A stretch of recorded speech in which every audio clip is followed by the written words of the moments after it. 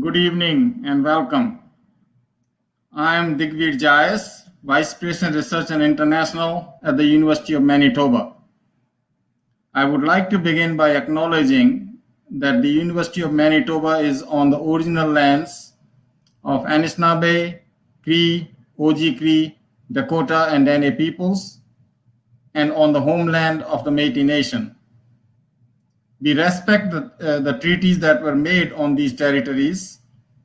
We acknowledge the harms and mistakes of the past, and we dedicate ourselves to move forward in partnership with Indigenous communities in a spirit of reconciliation and collaboration. Welcome to this evening's topic for discussion, combating multiple sclerosis from different angles.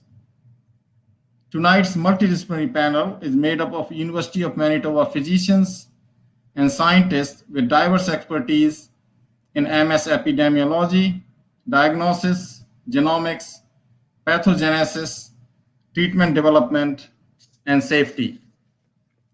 They will provide a timely update on exciting advances in MS treatments and the ongoing innovative research in Manitoba that provides hope for individuals affected by MS.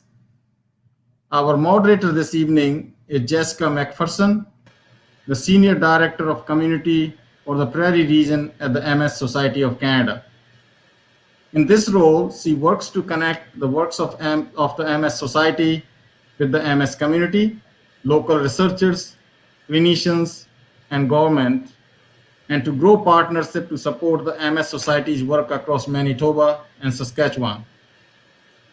With a family member who lives with a diagnosis of MS, she is driven to realize the MS Society's vision of a world free of MS.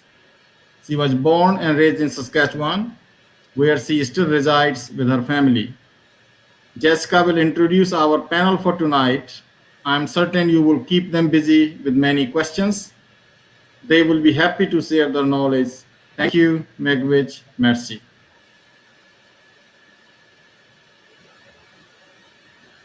Thank you, Dr. Jayas. So before we begin, a quick overview of how we plan to proceed in our online Café Scientifique format. Each of our panelists will speak briefly on their perspective based on their expertise on tonight's topic for discussion. I'll then open things up for questions.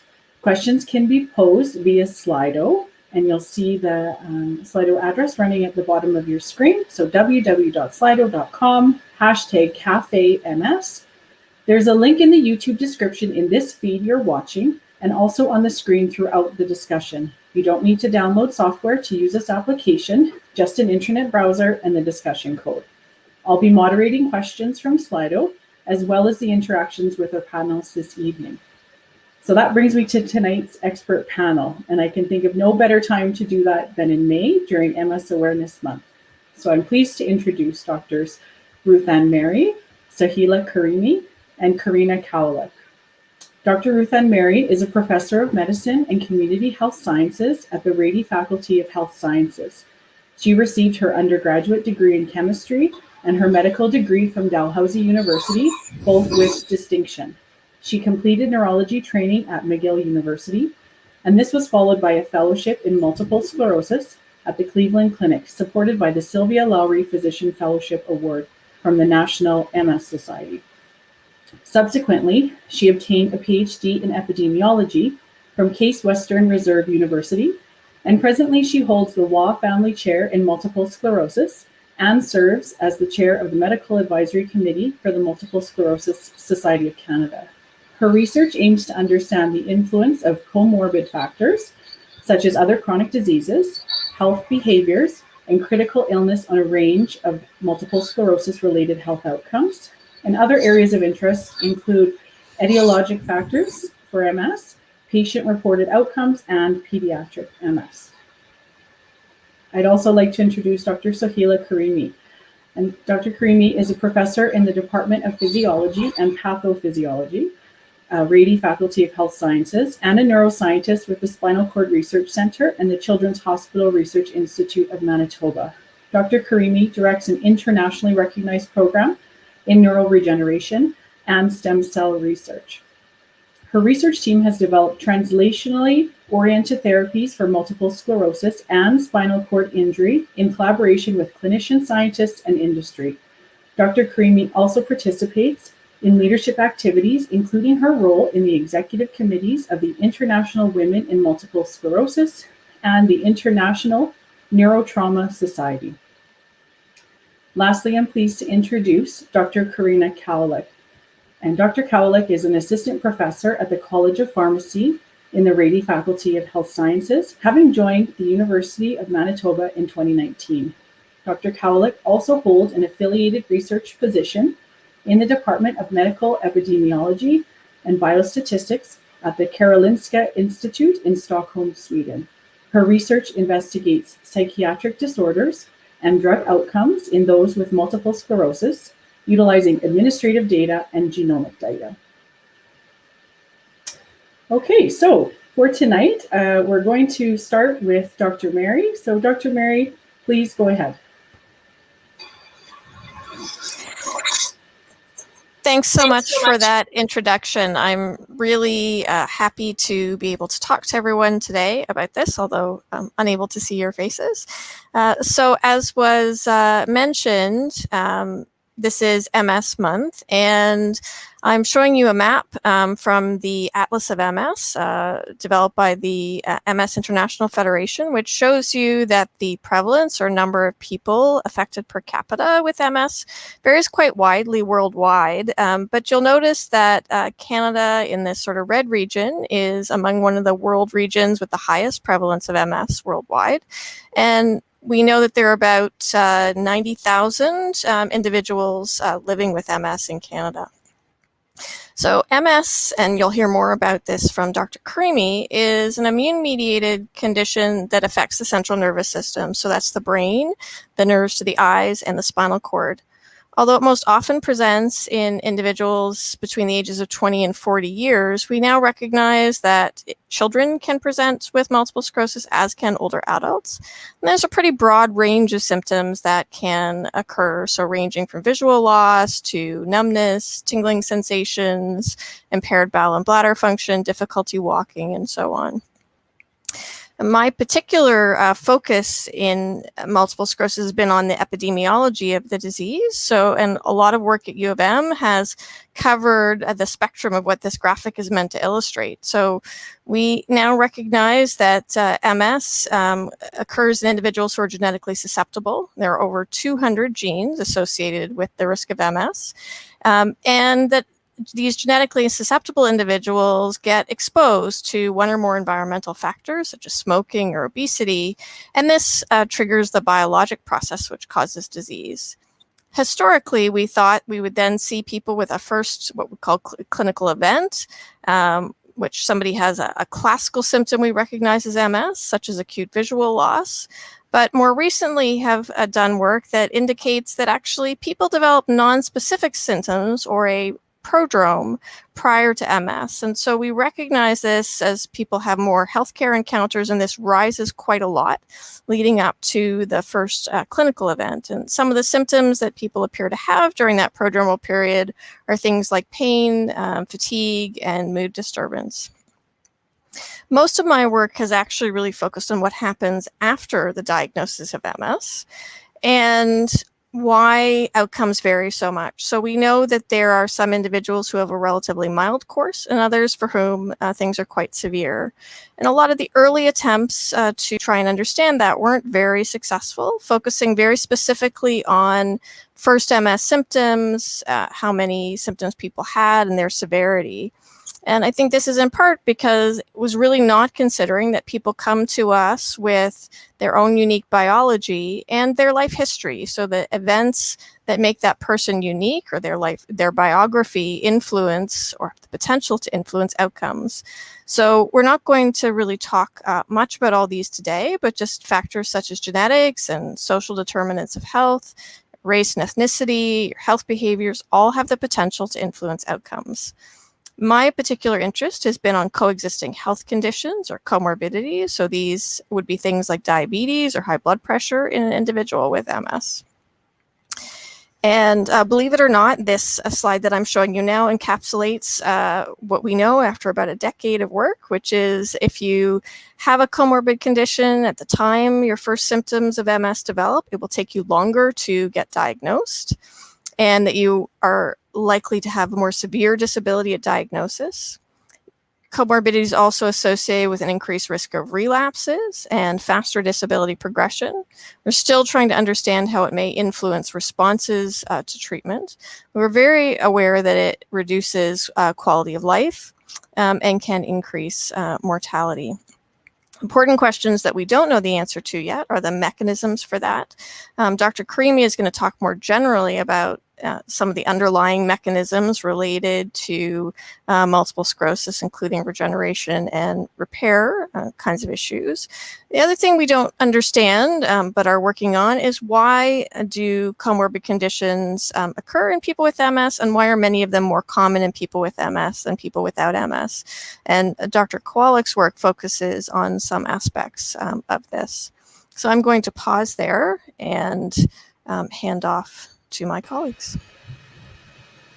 Thank you so much, Dr. Mary. So next to present is Dr. Karimi. We'll hand the virtual baton over to her. Good evening, everyone. So it's my pleasure to be here and speaking along my colleagues about MS, especially during MS Awareness Month. So as mentioned, multiple sclerosis is an immune-mediated disease. And what happens is that during the course of the disease, immune cells attack myelin sheath. So myelin sheath is an insulating layer around nerve fibers that are running through brain and spinal cord. And what happens is that when these insulating protective sheet around the nerve fibers are gone through immune-mediated attacks, so then messages that are traveling along the nervous system, brain and spinal cord, they are either slowed down or stopped, causing functional impairments that persons with multiple sclerosis experience. What happens is that when these myelin is gone and damaged, the cells that are making these myelins, they are also damaged and they die. But our body has the ability to replace these cells and regenerate these cells. So they start remyelinating, going through the process of repair and regeneration, and remyelinate nerve fibers that they have lost their myelin or they are demyelinated. Initially, at beginning of the MS, we see the process of remyelination happen successfully, and this is why we have remissions in persons with multiple sclerosis. But then, as MS progresses, in some patients especially, those new myelin is not forming, and then because of that, we see permanent degeneration of nerve fibers that they are not remyelinated.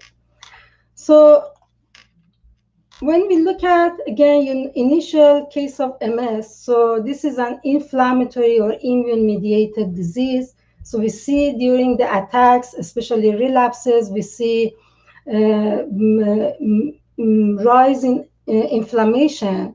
But then we also have remission. So we have relapses, remissions, and that's why we see, especially at the beginning of the disease, regeneration happening. But then we get to the phase of MS that is less inflammatory and is more neurodegenerative. And this is the progressive part of the disease that also is associated with permanent and increasing disability in patients. Most of the disease-modifying treatments that are available for MS, they are effective at the initial stage of disease when relapses, remissions are happening. Basically, when the body still has the ability to repair myelin. But in the course of the progressive disease, there is no treatment that available at the moment that can effectively repair myelin and result in functional improvement. And therefore, new treatments are critically needed, aiming at preventing neurodegeneration and also repairing tissue damage and remyelination during the progressive phase of MS. And this is the area that we are working currently in our lab, this area, to understand why at some a stage of the disease, why the body doesn't have the ability to produce new myelin, and why even some patients would not convert to progressive, while some of them, they convert to progressive MS. And if we can answer these questions, we would be able then to identify therapeutic targets and then develop new effective treatments. Some of the areas that we are currently working on that, and there are basically gaps in MS diagnosis and treatments. They are including biomarkers. For example, if we are able to identify specific MS biomarkers for various stages of MS, we would be able to then predict if a patient would go to progressive MS or not. And we can then diagnose that and identify that early during the course of the disease to then give the patients proper treatment. The other area that is important is that what overall drives MS progression. And as we talked, some patients especially, they are more susceptible to progressive MS than others. And then how we are able to stop that. And then also neuroprotective strategies that they can protect nerve cells and also myelin. Those are of interest in MS treatment development. Another area is to promote tissue regeneration. So we normally see in MS individuals that during the course of the disease, tissue degenerates. So then how we can regenerate the tissue in the most effective way, and also identify specific genetic risk factors that can increase a person's susceptibility to MS. And this is something that then the next speaker, Dr. Kowalik, is going to talk about that, about genetic risk factors that they are discovering, identifying in MS. Thank you so much at this point. Thank you, Dr. Creamy. I know that certainly research into progression and also repair is of great interest and offers great hope for people who live with MS. So thank you for that presentation. Next, I'm going to move on to Dr. Kowalik to make her remarks. Great, thank you so much. Good evening, everyone. It's my pleasure to spend the evening with all of you. So as a bit of background, my research involves using genetics and epidemiology to better understand outcomes in people with MS. My research training has taken me from my hometown of Winnipeg to Vancouver and then Stockholm, Sweden, and back to Winnipeg in 2019. Today, I wanted to tell you about an exciting project that my group is working on at the University of Manitoba, which is funded by the US Department of Defense. So what the health problem we're trying to address is we're looking at comorbidities such as mental health disorders like depression and anxiety. We know that these are associated with many poor outcomes as outlined by Professor Mary previously, and MS specifically. These conditions are linked with lower quality of life, faster MS disability, and larger cognitive impairments. The reasons for this are unknown, but it may be related in part to genetics. And so more specifically, we're looking at genetic factors related to mental health, and these are called mental health genetic scores. And specifically, our research question is, do people with MS that have a higher mental health genetic score, do they also have increased MS relapse activity, faster MS progression, or even worse cognition? In other words, we want to determine whether these mental health genetic scores are connected at all to disease activity and progression in MS. How we're going to answer these questions is we use 3 different groups of people. So first from the province of Manitoba, second from the United States, and a third group from the United Kingdom. And so our participants from the Manitoba group have MS, depression or anxiety without any immune disease, or they're healthy people, and in other words, they have no mental health disorders and no immune diseases. The second group of participants are from the United States and were part of a clinical trial that were funded originally by the US National Institutes of Health to study MS therapies. And we're going to reuse this data as collected as part of the clinical trial to answer our questions. The last group of people were from the United Kingdom and as part of a large biobank study called the UK Biobank. This is a very large study of about 500,000 people between the ages of 30 and 70, with about 2,000 of them having MS, which is the group that we'll focus on. And between these three groups of patients, we have very similar information collected in all three groups, including things such as age, gender, cognitive functioning, other health conditions, and MS-specific measures, such as the number of relapses. We also have genetic data on these individuals. And so what types of patients will this research help and how? So we hope to help people with MS by identifying those who might be at higher risk for mental health disorder, or even those that might be very likely to have faster MS disease activity or progression or for cognitive impairment.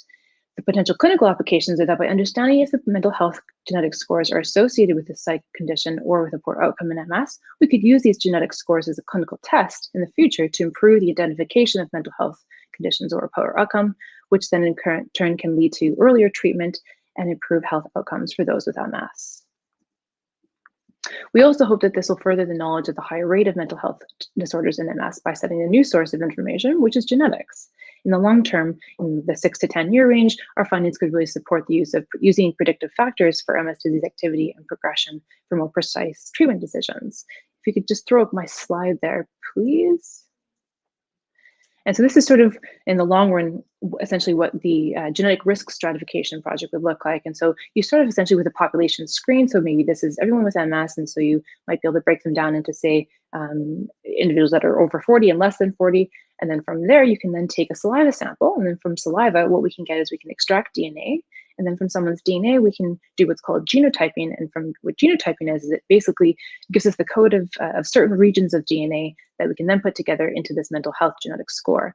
And then finally, divide people into hopefully high risk groups, intermediate risk groups, and low risk groups. And so depending on what their outcomes are associated with, let's say maybe the high risk group, if they have a high risk of being in a group that might have increased chances of MS disability or in a faster progression, then those might be ones that are targeted for more of the more aggressive therapies, whereas someone that's in the low risk group might be more targeted for someone who might be in the older MS therapies that have been around a bit longer. And that's sort of where we're going to be working towards for this project in the near future. And with that, I can pass it back to Jessica. Thank you so much, Dr. Kowalik. And that brings us to the end of our remarks. So our panelists have all had the opportunity to talk a little bit, just to show you a small window into some of the research that they're doing. And I think everyone is excited to hear about the advancements that they're helping to move forward. I see that questions are continuing to come in through Slido. So just a reminder to the audience that at any time you can enter a question at the Slido address at the bottom of the screen, and that question can be posed to the panelists.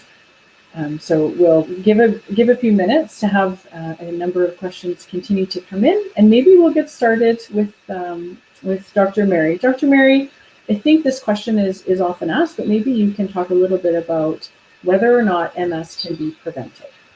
So that's a great question, and I think the MS community is, I think, finally talking about this in a, with the perspective of like, how can we actually do it? So we've learned a lot. I mentioned we've got, lots of genes that are associated with MS, but it's not genes alone, right? So there are other factors, and we've identified several risk factors that we think account for a large proportion of MS risk, so over 50%, that we can actually modify. So things like smoking, childhood obesity, vitamin D insufficiency, Epstein-Barr virus infection, which causes infectious mononucleosis, may be a little bit tougher to tackle for the moment. But the first three are all things we can do something about, right? It's at the population level. I encourage people not to do those things, but also if you're high risk because you have a family member with MS or another immune disease, you might pay more attention to those things. And so if we really worked at those, we think that we may be able to reduce risk. And there's some really interesting work being funded by the National Institutes of Health trying to develop a vaccine against Epstein-Barr virus.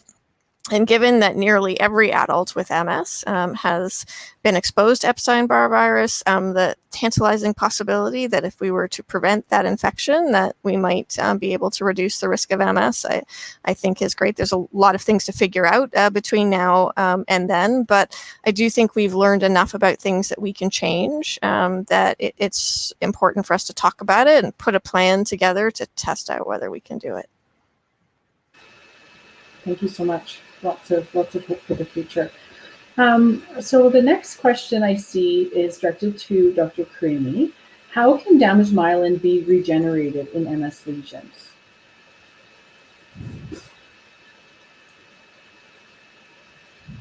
It looks like your volume is just off, Dr. Cramy. Sorry, yeah, I was muted. Yeah, that's a great question, and there is lots of information actually at the cellular, molecular level about this. And what we know is that overall, there are some populations of progenitor and stem cells in the body, in the brain and the spinal cord, that they have the capability to replace those myelin-forming oligodendrocytes and remyelinate or restore the myelin sheath around the nerve fibers. And what we know is that those stem cells or progenitor cells, they also need a host of growth factor and material in their microenvironment to allow their differentiation and maturation to myelin-forming cells. And what we believe is that during the course of the MS, at the beginning, this process of myelination is supported by the environment. But as MS progresses, either there are some theory about that either these cells are depleted because of repeated immune attacks, or they are not maturing into oligodendrocytes, so they stay as immature cells.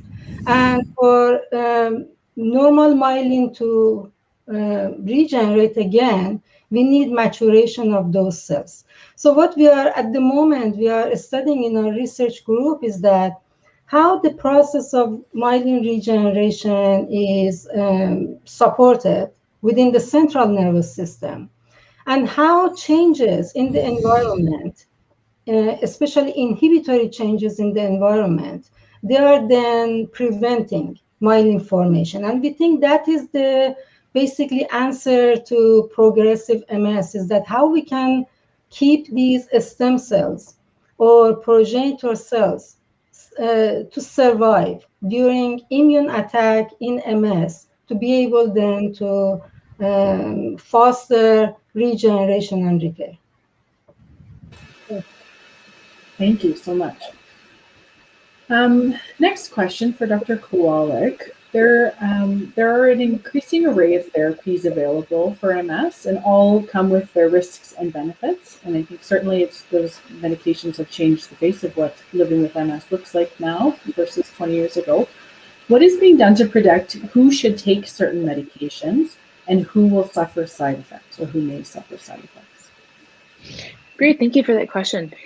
This actually reaches out to another part of my research, which is called pharmacogenomics, or one aspect of it anyways. Pharmacogenomics is essentially the use of genetics to guide drug prescribing.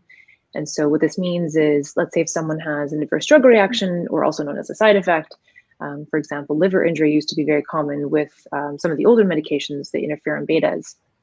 So what we've done actually previously, Dr. Mary and I have done a previous study that looked at finding genetic markers of liver injury from interferon. And we found an actually really significant finding that was able to tell us essentially that if someone had this genetic marker, that they would be at increased odds or increased sort of risk of having liver injury by about 6 or 7 times what someone that doesn't have that genetic marker. So that would sort of help us to sort of just determine whether or not maybe they should be given a different therapy as opposed to interferon, because maybe that hopefully a different therapy, they wouldn't have any adverse effects and they would just be able to have the benefit from the therapy. And so this is an ongoing area of research for myself, as well as for Dr. Mary. She's also involved in another project that we have going on looking at a newer therapy, which is dimethyl fumarate or Tecfidera, and looking at lymphopenia. And so very similar type of approach, looking to see if we can find genetic markers that hopefully we can use in the clinic one day in order to predict if someone has a risk of lymphopenia, which is a decrease in white blood cells, which would be obviously very helpful for patients and clinicians to help to sort of give another piece of information to determine what is the best therapy for someone. Thank you so much. Dr. Karimi, question for you from Slido. How close are we to see neural stem cell transplants, or neurons, becoming a treatment for MS? And since the question says, since neural stem cell transplant trials are being done currently in Parkinson's disease. And this is actually a great question, because neural stem cells, they have the intrinsic ability to make oligodendrocytes, to make neurons, nerve cells. But something that is different between MS or Parkinson or even a spinal cord injury is that the lesions in MS in many cases are sporadic. And if you want to deliver neural stem cells, normally those stem cells are delivered through the brain or a spinal cord, a direct injection into the CNS. And because of the number of lesions that normally is seen in patients with MS, it's difficult to basically use neural stem cell transplantation because there are going to be many injections in different places. Also, during especially relapsing remitting, so it doesn't mean that there are going to be new lesions, perhaps, in the brain or spinal cord. So overall, something that has prevented basically translation of neural stem cells into clinical trial, especially for MS, is that it doesn't seem to be feasible. As compared to, for example, Parkinson, that a specific type of cells in very specific area of the brain are affected. And then exactly a neurosurgeon would know where to basically inject those cells. But in the case of MS, it might be multiple lesions and it is not going to be that effective. But there are other type of stem cells that has been translated into clinical trial for MS, including, for example, mesenchymal stem cells. So these mesenchymal stem cells, they do not have the ability to directly differentiate to myelin-forming cells and replace them, but they have the ability to provide supportive environment and supportive growth factors that then resident neural stem cells or oligodendrocyte precursor cells, they can use to regenerate myelin. And the good thing about these mesenchymal stem cells, they can be delivered through intravenous injections or other type of injections. But the problem with neural stem cells is that they do not have the ability to, if they are given, for example, intravenously, they do not have the ability to pass through blood-brain barrier or blood-spinal barrier to get into the CNS. So some surgical interventions are needed, which are very invasive. But mesenchymal stem cells, for example, they are a better type of stem cell for MS lesions. Thank you so much for that answer, and thanks for the great question to our audience member. A question again for Dr. Kowalik. What does personalized medicine look like in terms of MS treatment, and is it possible? Thank you, Marianne, for that question. So this still links together with what pharmacogenomics is. And so, for example, you can use either pharmacogenomics to help determine if someone has, say, a risk of an adverse drug reaction or a side effect, or even if someone has a positive response to a drug. And of course, that would be really highly useful, I would think, for most people with MS, as well as clinicians that are seeing people that have MS, because it could help to determine which therapy will work the best, essentially. And so with, of course, some of the newer drugs having much higher rates of effectiveness, if we could even get them even higher with help from using genetic factors, I think would be really helpful. Fortunately, some of the previous studies that have been looking at this, it's been very difficult because defining exactly what drug response means in MS is very difficult. It's sort of, do you look at the number of relapses, or do you look at how much someone progresses over a certain period of time? It just hasn't really panned out quite yet. But with better genetic markers that we have, and sort of the genetic techniques, or the genetic, I guess, tests that we were able to use, as sorry, I guess the right word I'm looking for is the, I can't remember the right word I'm looking for right now, but as our technology, I guess, gets better, then I think we'll be able to find definitely some markers in the near future of, to help with determining who needs the right treatment at the right time. Thank you so much. And yes, thank you, Marianne, for that great question. Just a reminder that the audience can send in questions through our Slido link at any time using the hashtag CafeMS. So the next question, Dr. Mary, I think is a follow-up to something you were speaking about. And the question is, are there any infections other than Epstein-Barr that correlate with MS? So, infection has been as a risk factor, has been a big focus of attention for like 100 years. In many different infections, people have sort of looked at, the common childhood infections, so measles, mumps, rubella, chickenpox, all of those kinds of things. People at one time or another have said, oh, they're more common in people with MS than without MS. But ultimately, when people have really looked at in studies that are well designed, where you're getting whole populations and you're actually really measuring things before the disease starts and not after, haven't really borne out that there are most of these infections have not been clearly related. So Epstein-Barr virus has really been consistently associated in really every population that's been looked at.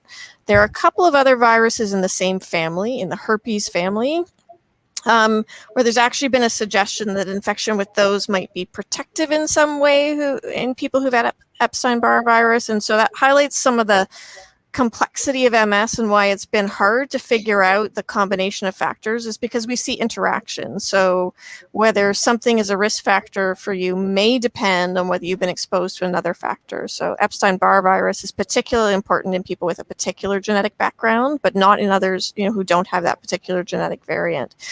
So I think there's still more work to do in this area in terms of risk factors. And then, of course, infections are an issue after people are diagnosed with MS, because they can trigger relapses or worsening of symptoms. Some of our therapies can increase the risk of infection. So it's something we think about a lot, but depending on whether we're talking about before MS or after MS, how we look at it is a bit different. Thank you so much, Dr. Mary. So another great question, and maybe I'll leave it to the panel to decide who feels they have the most to add, or take turns adding to this. MS rates vary worldwide. Do rates and characteristics of MS progression vary? Sorry, do rates and characteristics of progression vary as well by country, or is progression similar regardless of country or area? So this is a good question, and I don't know that anyone has actually really tried to look at it in precisely that way. So the recent, so the MS International Federation, which is really supported as a collection of MS societies worldwide, periodically puts together an atlas. So it's the Atlas of MS, and so the figure I showed at the beginning with the worldwide variation in how often MS occurs came from that atlas. And there was an attempt to collect some information just about disability severity and the types of clinical course and how that varied geographically. But as it turns out, although we've done a better job about collecting information about how many people with MS there are in various regions of the world, we haven't done as good a job in collecting that information worldwide. So we haven't really had the numbers to do that comparison. My guess is that there would likely be some variations, because there are variations from region to region in terms of a lot of the important characteristics that we see affect the individual with MS. So individuals who are obese or who smoke or have lower socioeconomic status, for example, more likely to have faster disability progression, and those things vary around the world. So it wouldn't surprise me very much to see variation, but we haven't really measured it, and I think it's on the to-do list for the Atlas of MS to try and get more information about that, so that we can guide future policy and advocacy work worldwide. Great, thank you for that answer. While you are sort of on the stage, maybe I'll follow up with the next question we have via Slido. And that is, do you feel optimistic about the mRNA vaccine for EBV being developed by Moderna in order to potentially start a prevention trial for MS?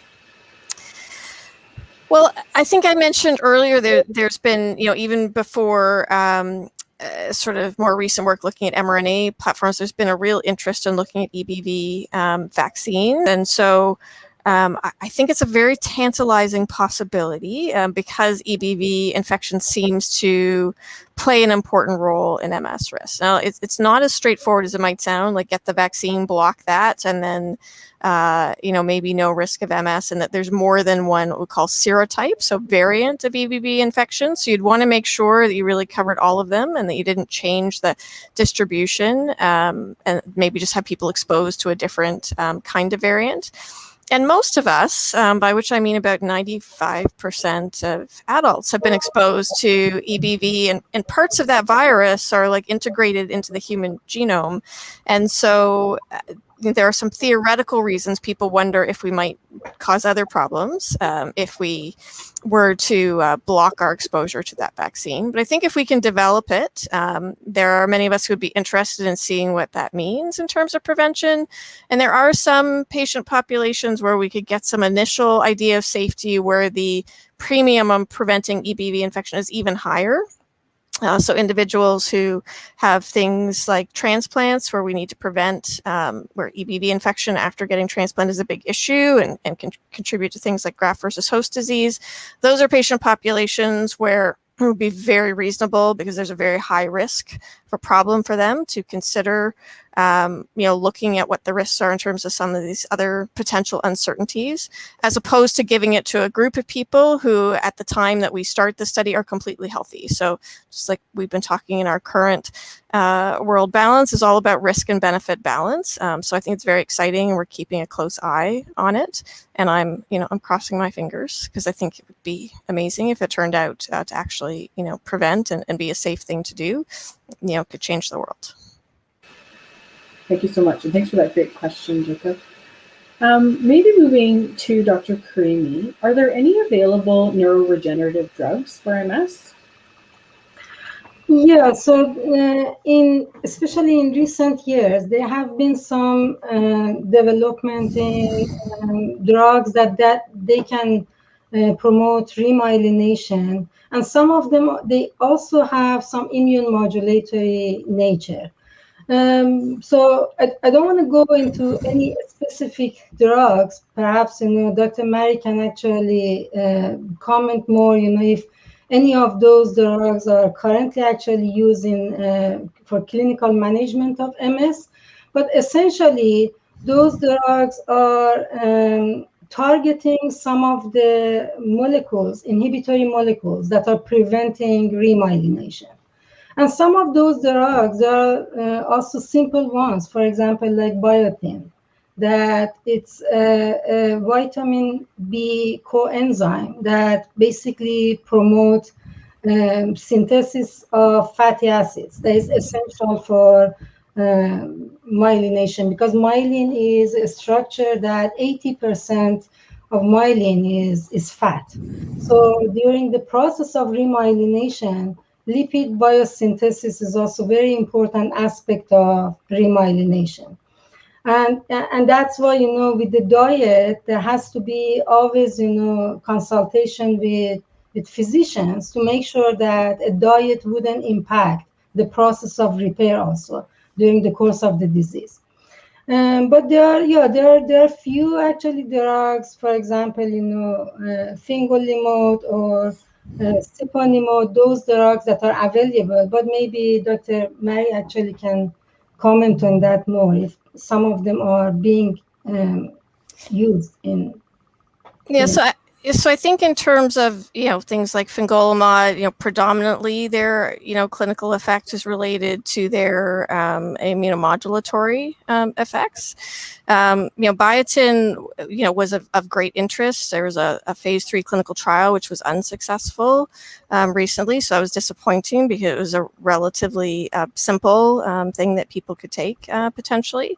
But one of the things that we don't have what we want in clinical practice at this time in terms of actually repairing and sort of recovering what was lost. But there has been some huge efforts to try and accelerate the timeline for looking at potential therapies. So the International Progressive MS Alliance, which is which the MS Society of Canada is one of the sort of core members, has done a lot to try and focus on progressive MS.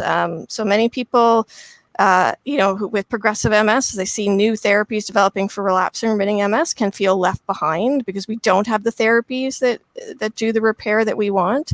So the Alliance has really coordinated funding to try and really sort of fund the best work in this area. And one of the things that they've done is funded people to take a look at drugs that are already safe and approved for use in humans for other indications. The advantage being you don't have to do all that background work for safety for all that time. So there are immense drug libraries where people can go through and look and see if they have properties that look like they're potentially helpful based on some of the kind of work that Dr. Creamy is talking about.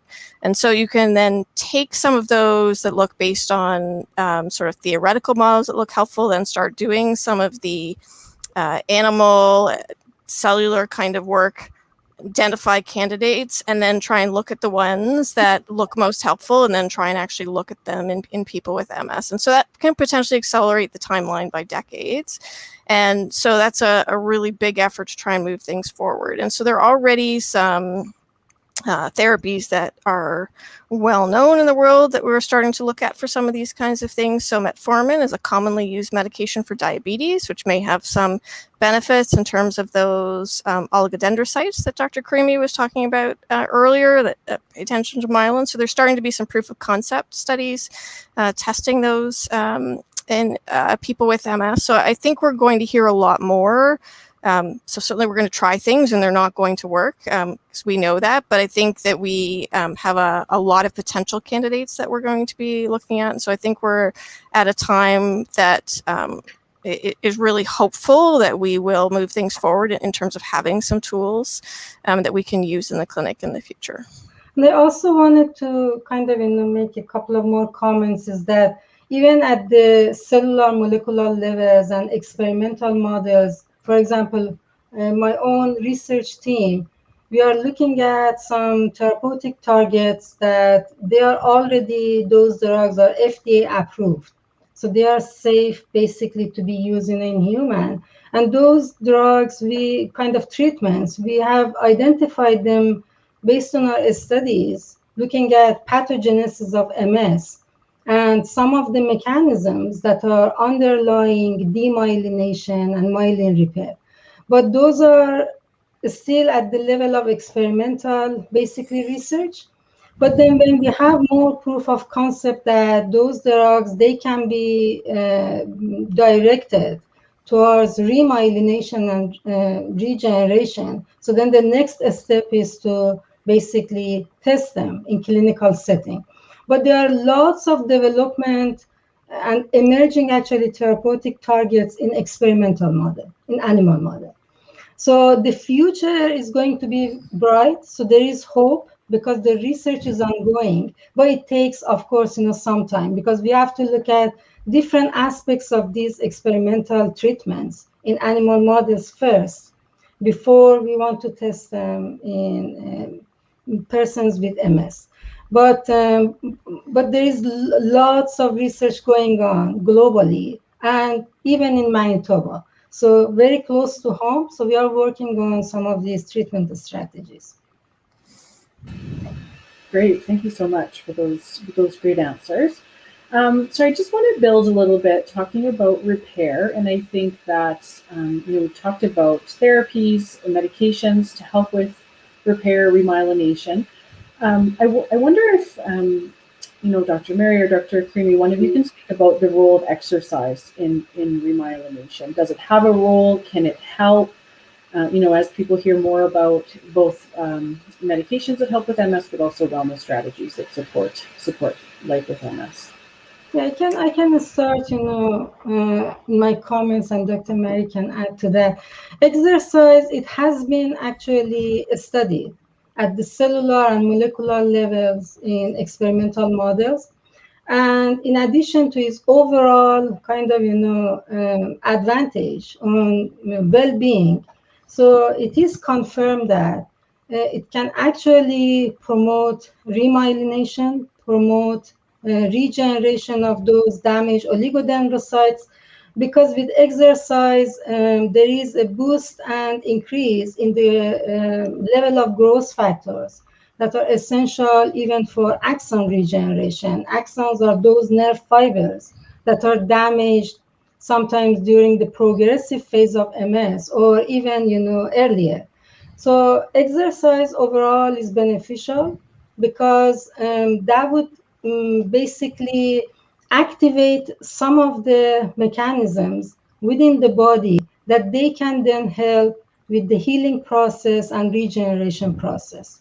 So it is confirmed that exercise has beneficial role. And then also, I'm sure Dr. Mary can talk about that in terms of even rehabilitation and physical therapy. Those things, they can always help patients with MS. So I think, from my perspective, so I won't talk about the repair per se, but what you've highlighted is that it's not just a medication story. And so it's not medications or no medications. I like to think that we can put together a series of links in a chain. And the idea is we're trying to make a really strong chain to protect the brain. And so there may be therapies that are appropriate for a particular individual, and there may not be. But there are some things that are valuable for everybody. And so physical activity is one of them. So even individuals who may have difficulty walking, there's still ways that you can participate in physical activity with arm, cycling and stretching and strengthening kinds of pieces. Trying to achieve a healthy weight is important. So we know that our fat tissue, as one of my colleagues will describe it, is like an inflammatory soup that sort of activates the immune system. So helpful to try and have a healthy diet and be closer to a healthy weight. Trying to manage stress, because we know that mood and so depression and anxiety have negative effects on that. So managing that is important. So these are all sort of pieces that we can do that are important for brain health. Also doing things that are cognitively stimulating. So learning new things that are different than what you've learned before. So learning a new language on Duolingo, or trying a new game, or reading a different kind of book. These are all things that are important for the brain, and they're important to do regardless of what other things you're considering for treatment. Then, because we know our other health conditions can have a negative impact on MS, it's really important to take care of those as well, because that may have some potential benefits. And some of these things in terms of healthier eating and physical activity also have benefits in terms of preventing those other health conditions. So they're really all connected in sort of a big network of things that you can do. Thank you so much. And just to further build on that, we have another great question that's come in through Slido. And that is, can you talk a little bit about the consequences of mental health disorders in MS? Sure. So first, and I think Dr. Kwok touched on this briefly. So depression and anxiety disorders are very common in people with MS. So over their lifetime, up to 1 in 2 people with MS may experience depression, and up to 1 in 3 may experience an anxiety disorder. So very common. So what we've learned is that they're pretty broad impacts of psychiatric disorders. So people with anxiety disorders appear to be at increased risk for relapses. So that's some of the sort of recent work that we've done. Depression and anxiety can affect your memory and thinking ability.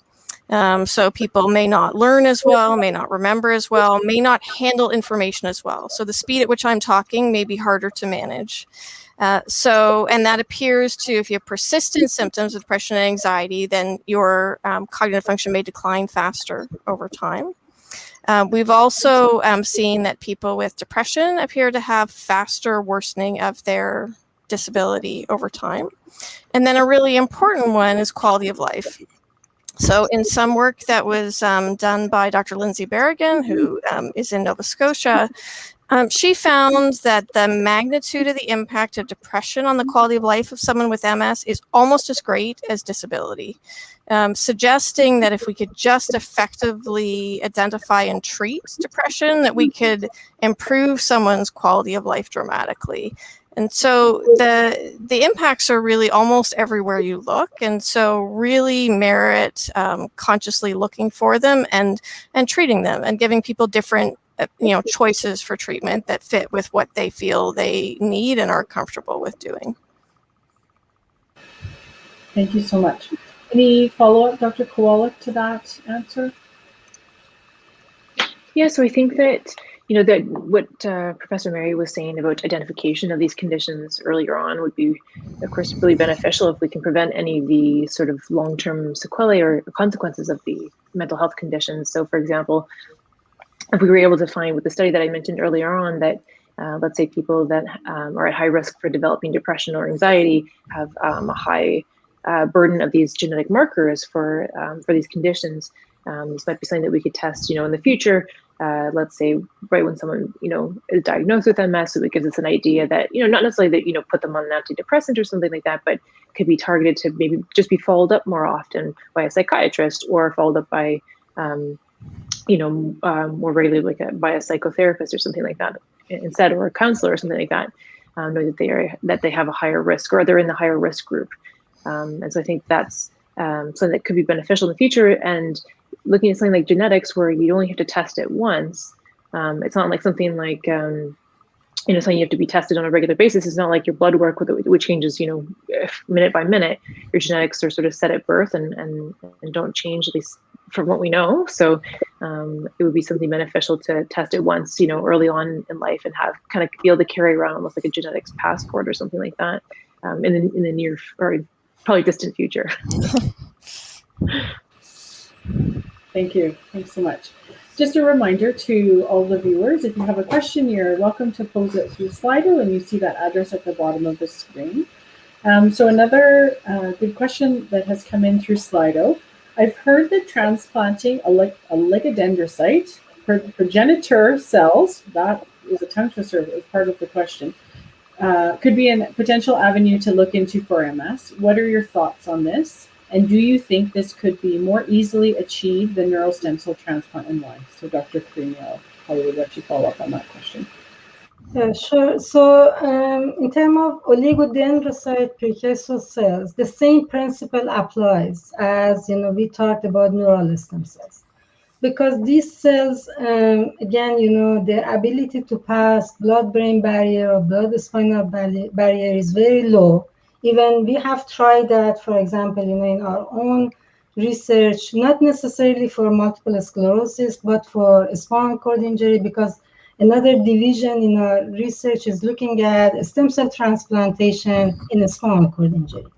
And what we have found is that over the time with different, trials, we have seen that neural stem cells and oligodendrocyte precursor cells, they need to be injected right into the tissue, in the brain or spinal cord.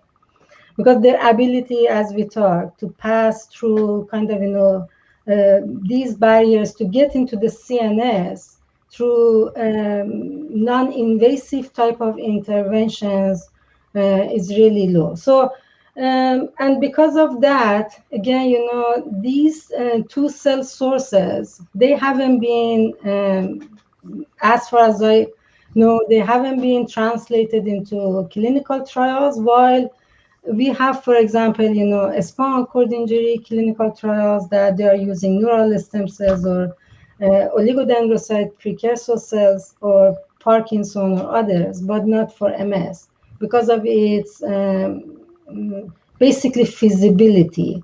And overall, when we are talking about neural stem cells or oligodendrocyte stem cells, is that, again, the source is very important, that how we are going to generate these cells. And the ability to generate these cells from MS individuals themselves, so we can go for autologous type of transplantation, is very low. So, and that has prevented basically the cellular therapies for MS, and the focus has been mainly on treatment strategies that they can stimulate the cells that are endogenously present in the body. And this is the area that our group is pursuing instead of transplantation, even though that we are setting up transplantation studies for spinal cord injury, but not for MS, because its use is very limited. So we are putting our efforts on feasible strategies that, as I mentioned, they can stimulate patient's own body to make more myelin and oligodendrocytes. But that was a great question. Even knowing that those cells, exist, so that was a great question. Thank you so much, and a great answer. Dr. Mary, I think you can answer this one. So several years ago, there was one of the hot topics and lots of news around Dr. Zamboni's liberation treatment. Has that been totally debunked? Yeah, so there was quite a lot of talk in the news for some time. So there were actually a couple of clinical trials that were conducted using the same kind of approach we might use when testing any other medication therapy. So where groups of individuals with MS were randomized to a sham procedure versus the actual procedure, which was basically so venous angioplasty, so dilating the jugular veins in the neck. So there was an American trial and a Canadian trial, and actually we were a site for the Canadian trial. And both of those trials failed to show any benefit from the therapy, and had sufficient numbers of individuals that they should have been able to detect an effect if one was there. Those studies both looked at clinical symptoms in individuals with MS, their relapses, disability progression, as well as MRI measures, and neither of the studies showed benefit in any of those measures. So from a scientific standpoint, I don't think there's any evidence to support that therapy at this time. Thank you, Dr. Mary, for that. The next question that's come in through Slido is, do hormones play a role in MS, in who gets MS and its progression? So I can perhaps try and tackle that one. So there's, a lot of interest in hormones from a couple perspectives. So we know that women are 2 to 3 times more often than men to get MS. And so this, raises some questions about the role of hormones, particularly since we see that sex differential appear after puberty. So before puberty, when we're looking at preteens who get MS, we don't see that degree of differential. So that does suggest that there are some important, sex and hormone related factors, but it's still being worked out what they are. I've actually been clinically more interested in the question around hormones once people have MS. So if we consider that there are many women with MS in Canada and have the disease and you age with it, many women are going to go through menopause. And clinically, commonly, I hear the question and often have people say, I feel like my symptoms or things may be getting worse around the time of menopause. And there's been a question as to whether disability progresses faster as people's estrogen levels are declining. So there have been a number of studies that have been done. There have been some conflicting results, but some of them have suggested a possibility that MS may progress faster in women post-menopause. So there's been some interest then in the question of whether hormone replacement therapy should be considered more in women with MS, and whether we could potentially use that as a tool. So there was a pilot study, I think, done by Riley Bove at UCSF, suggesting there might be some benefits, but it was small. So it was basically done as a proof of concept study, which I think she intends to pursue further. And so I think that's something that we're going to want to keep an eye on, because it may give us a tool that we can use that, again, is already available if we only knew when and how to use it. Great, thank you so much. Maybe what we'll move to next, Dr. Kowalik, I know you spoke a little bit about pharmacogenomics. Do you want to talk a little bit about what that is, the role in MS therapies, and sort of that future looking forward piece?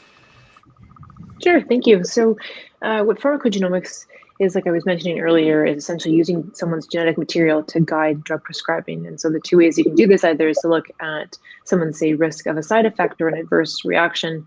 Examples of that would be like liver toxicity, lymphopenia, or a few even cardiac toxicity. So things that essentially target the heart system. And on the other hand, looking at a drug response, which would be sort of more on the positive side of things, you're looking to see whether or not someone's going to have reduced, say, number of relapses or decreased disability progression in MS. And so on both of those sort of two different really arms, I guess, I have more experience on the side effects side of things. During my PhD, I was doing a study looking at liver toxicity from interferon beta. And so what we did was we recruited individuals from across Canada, as well as some from Sweden and the United States. And so we took essentially, or found individuals that had experienced interferon beta related liver toxicity, and then recruited them and took saliva samples from them, and essentially found then sort of corresponding controls, which are people that also were exposed to the same drug, so also had interferon beta, but then had 2 years of no liver issues. And so we compared these two groups. We found, or we compared their genetic markers, and then found that there was one genetic marker that was related to sort of the interferon beta pathway, which is interferon beta is something that everyone makes normally, but in people with MS, it can be given as a treatment.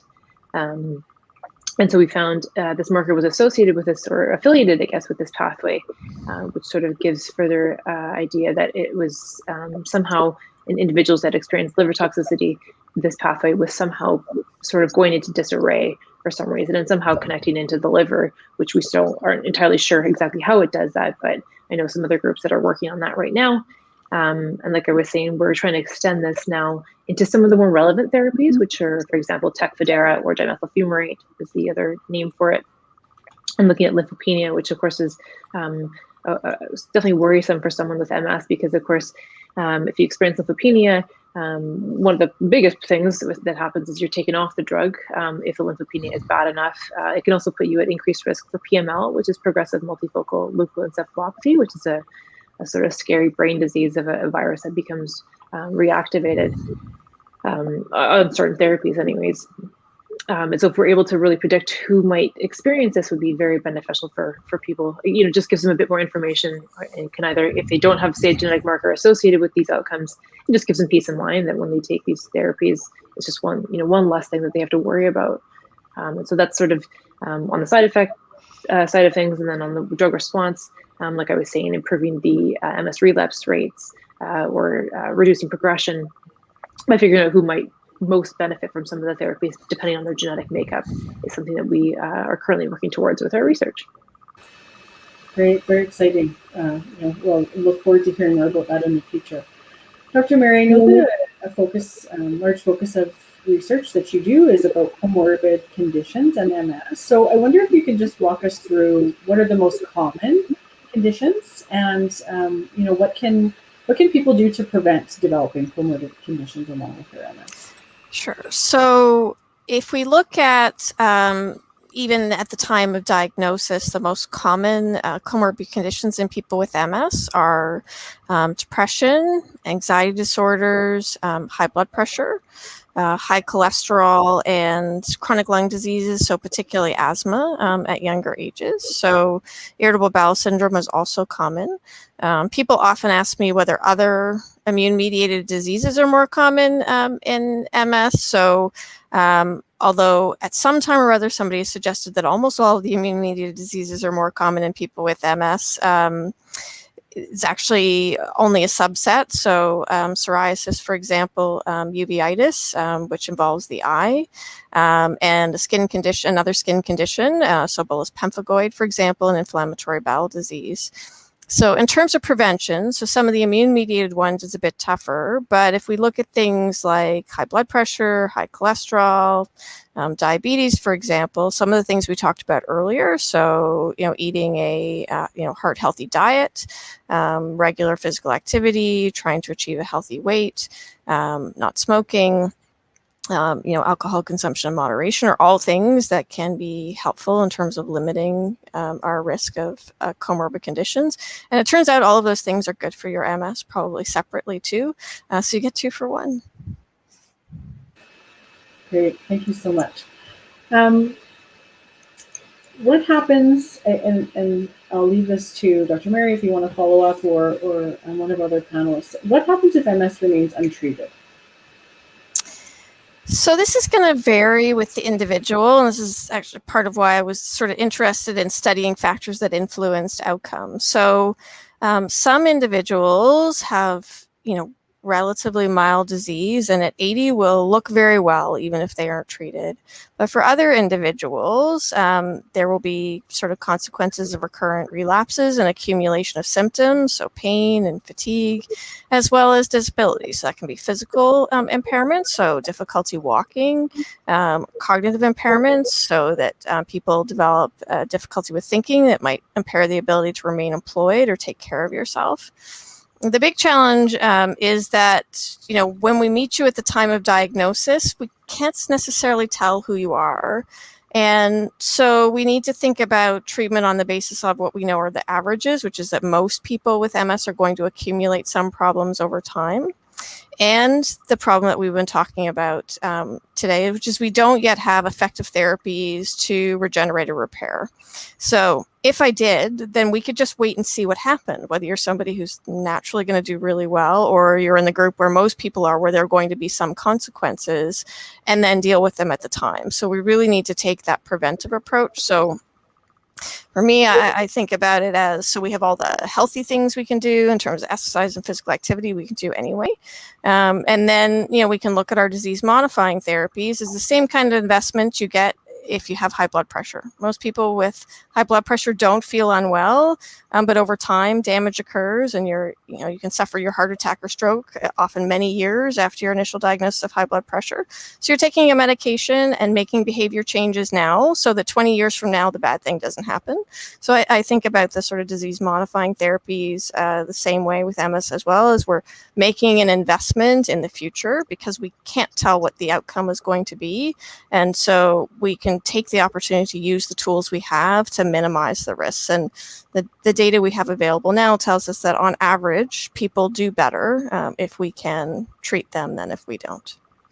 I can also make a comment on that, especially at the level of cellular and molecular and regeneration, is that what we have seen in our experimental model is that if the inflammatory part of the MS is not modulated, so we have more degeneration overall. So as Dr. Mary mentioned, this is also a protective strategy, because regeneration needs a better substrate, basically in the brain and the spinal cord, for its success. So if we can prevent damage, and with anti-inflammatory or immune modulatory drugs, disease-modifying treatments, we can then modulate inflammation part of the MS, and then we would be able to then increase the remission period because of better remyelination and better cellular therapy. So inflammation needs to be resolved for repair and regeneration to happen. So if MS remains untreated, so then the question is that neurodegeneration is going to dominate over the time. Thank you so much. So looking back, we have a couple questions coming up from Slido. Are there differences in rates of MS between rural and urban communities? And do colonized populations, such as a Hutterite population, have rates different or similar to non-colonized populations? So the sort of rate if we look at the risk of MS. So look at sort of risk of MS versus just who lives in an area. So risk of MS varies both on a macroscopic scale as well as a microscopic scale. So macroscopically is like the map that I showed you, right? We look at large countries and say the risk is different in this world region than another. But there are also studies to show that there's variation even in relatively small regions. So there's a study in Ireland to show that 2 different counties had markedly different risks, even though they're actually not that far apart on a Canadian scale. And it turned out that people who lived in those areas had different genetic backgrounds, which seemed to influence some of their risk. In Manitoba, there is some variation in risk, depending on where you live, but it's not so simple as just an urban or rural community. So even within the sort of Winnipeg Regional Health Authority, there's some variation in risk when we looked at that. In terms of Hutterite communities, I don't know in current times if there's an overall difference in risk, but we do know that your sort of living setting and social and ethnic factors can influence your risk. So if we look at, for instance, the First Nations community in Manitoba, the risk of MS in the First Nations populations is lower than in non-First Nations Manitobans. But because First Nations Canadians live in Canada, which has got among the highest prevalence in the world, prevalence in those groups, even though it's about 1/3 of what it is in other Canadians, is still among the highest in the world. So we have to sort of consider the context as well when we're evaluating the variation in those factors. Thank you so much. So a type of MS that's, or a time of when MS occurs that's less often spoken about, but certainly has a great impact on those families who receive a diagnosis is pediatric MS. So Dr. Mary, can you talk a little bit about how common pediatric MS is and what we know about it in Canada? Sure. So, even 20 years ago, people didn't really have the kind of recognition they do now that MS can present in children. So there was a large Canadian study led by Dr. Brenda Banwell, who was at Sick Kids at the time, that sought to get a better handle on how often MS occurred in children. And so as part of that study, children across Canada were enrolled when they had a first clinical event that might go on to MS. And they were followed over time to see if they developed it. And so a number of years ago, we were able to link the information from those children to health records in Ontario. And this gave us a means of developing basically an algorithm to use health records. So every time you go to a doctor or go to a hospital, there's essentially a billing record submitted to the government to pay for that service. And as a diagnostic code. So by linking information about people you know have MS based on their medical records to billing records anonymously, you can develop a method of identifying people. And so we did that work in Ontario, and based on that, we concluded that about 6 or every 7 in 100,000 Ontario children has multiple sclerosis. And so that amounted to about 600 people over the period of time that we studied. And so like in adults, this would place the prevalence of MS in children in Canada as among the highest in the world as well. And so now that we've developed those systems, we are working to, in this sort of upcoming research, try and look at that in other Canadian provinces and to see if we see the same kind of variation in children that we do in adults, to see if we can compare it to some other countries such as Sweden, which also traditionally have a high prevalence of MS, to help us work toward better understanding what the differences are in terms of risk. And that will sort of set us up to look at some of these other questions that we've been talking about today. Thank you so much. So really great question on Slido for all of our panelists. So maybe we'll take some time to have everyone answer this from their own perspective. So based on your own view, how close or far are we from reaching a cure in terms of stopping disability progression for MS? Who wants to start? Yeah, I can start with that. So again, with the progressive MS, there are many gaps that we need to fill. So one of the perhaps $1 million question is that why, again, a population of, MS individuals, they lose the capacity for replacement of myelin forming cells. Why is that? And we still don't know, the question, but that really needs, some, again, cellular molecular studies to completely understand the process of regeneration within the central nervous system, especially when it comes to resident progenitor cells and how they are affected, by immune attacks, and then what is the timeline even for their maturation, because the process of regeneration specifically, which is more related to progressive MS, is that it needs several stages, basically for a cell to be born, and then for that cell become mature, and then that mature cell can find nerve fibers and then basically wrap them and then make myelin. And then the other question is that if this myelin is functional or not.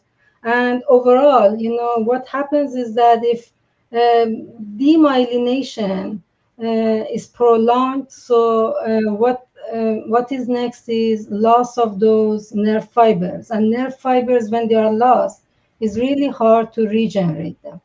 So overall, we really need to understand the process of repair better in progressive MS. But as we mentioned, there are many labs around the world who are working on this aspect, because this has become a hot topic, basically in MS at the moment. And the other, factor that can help us is that, again, looking at the profile of MS individuals to, in parallel with experimental studies, to understand some of disease biomarkers. Because if we can identify some of the markers, even within plasma, for example, within blood, that they can show us that an individual is susceptible more to progressive MS. So then there might be hope in terms of, earlier treatments. Overall, it's going to take some time, but then what is important is early diagnosis for MS and treatment. And this is super important because, if treatments are not pursued, properly, so then degeneration happen earlier.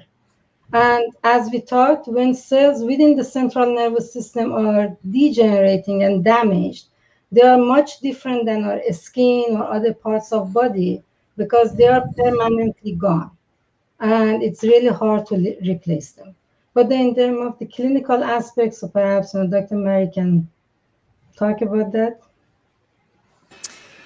So I can't really put a number on it. I think what I can say is, we've heard that there's some complexity to it, so that could make us worry that it's going to take a very long time. But I think when I think about where we were 5 years ago and what I thought at that time, I think we're a lot further ahead than I would have predicted at that time. So I think we're seeing a real sort of acceleration in the rate at which we understand things, and in drug development in general in MS. So I'm optimistic that if we continue to sort of work at globalizing our efforts to move forward together, that we're going to continue to accelerate things. So yeah, I'm not going to give you a number. I'm just going to say I'm hopeful that within the course of my career, at least, that I will have alternative tools to offer people. Much like when I started in this field, we just barely had the beginnings of the first disease-modifying therapies for MS, and now we have many choices. So I'm hopeful we sort of will continue that path. Thank you, Dr. Mary. Dr. Kolek, any thoughts on, based on your perspective and research, how close we are to a cure, or sort of what offers you hope for the future? I think I just echo exactly what Dr. Mary and Dr. Karimi have already said. that even in the time that I've been doing MS research, I started in 2011.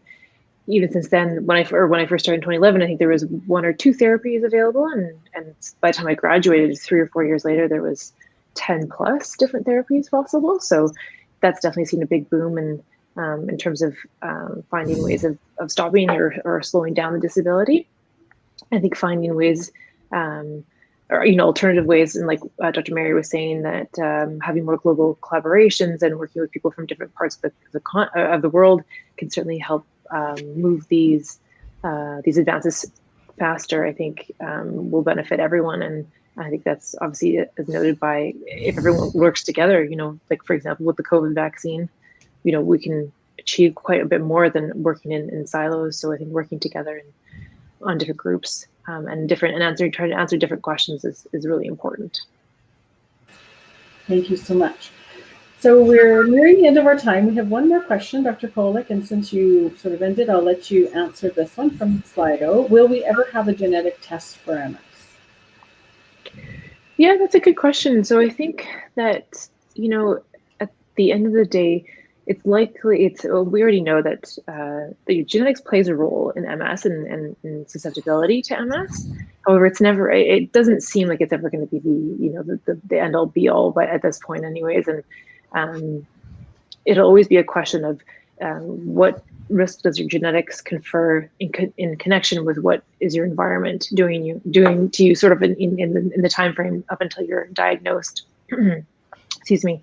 And I think it'll just be a combination of looking at these genetic markers in connection with your environment. And so ultimately, hopefully we would have a test that would be not only a genetic test, but some sort of combination of, did you, like Ruthann was saying about, EBV conferring risk and smoking conferring risk, and sort of in each person it might be a different story. But I think it won't be a genetic test on its own. It might be some sort of combination with different environmental factors that come into play. Thank you so much. So in closing, I think we have come to the end of our time, and I just want to thank everyone for engaging in tonight's discussion, for the great questions that we received through Slido, and the great information that was offered by our panelists. I'm certainly proud to be able to be part of this event tonight and have our panelists highlight really the breadth of research that's happening at the University of Manitoba, and the level of collaboration and skill that is both within the province and also in the field of MS research across Canada. So I hope that everyone who joined tonight got as much out of this as I did, and certainly lots of great information you can pass along to others who are interested in after the recording is over. So in closing, I just want to encourage everyone to tune again for the next Café Scientifique, and the last one for this season before there is a break on June 9th. And that session is titled Meet the Munchies, Cannabis Research in Manitoba. So that will certainly be an interesting session, I have no doubt. And details on the next session and the recording of this for any Café Scientifiques can be found at the U Manitoba website at umanitoba.ca/Café Scientifique, as well as there will be a link to tonight's video so you can watch it after the fact. So I just want to say my thanks again to our panelists tonight for their time and their sharing their knowledge, and wish everyone a good night and good health. Thanks very much. Thank you. Thank you.